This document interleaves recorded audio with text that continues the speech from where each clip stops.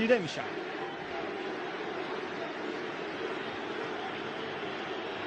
یه توپ بلند به زمین تیم ایران فرستاده میشه. اونجا توپ رو به بیرون میزنن و پرتاب برای بحرینی هاست. در بازی های رو در رو تیم ایران 6 بار برده، 3 بار مساوی شده بازی های دو تیم و 4 بار هم بحرینی ها بازی رو بردن. در میانه میدان اندو تیموریان، یه پاس به عمق که نمیرسه به میلاد میدابودی. یه بار دیگه خود تیموریان از راه میرسه، همچنان داره توپ رو جلو میبره. اونجا یک برخورد و خطا.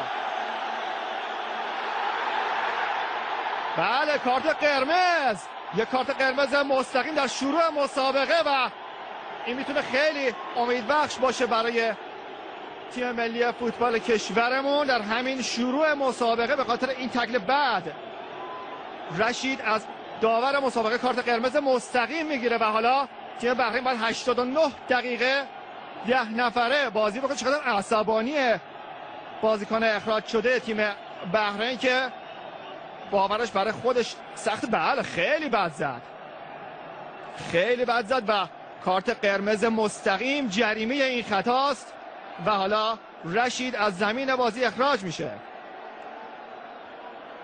سعی میکنن او رو آروم بکنن. به هر حال جو ورزشگاه آزادی تاثیرگذار بود در این شروع خوب تیم ایران. یک حمله برق‌آسا رو داشتیم پایه‌ریزی میکردیم که این اتفاق افتاد. پیدا بکنه و ببینیم که یاران ما در مقابل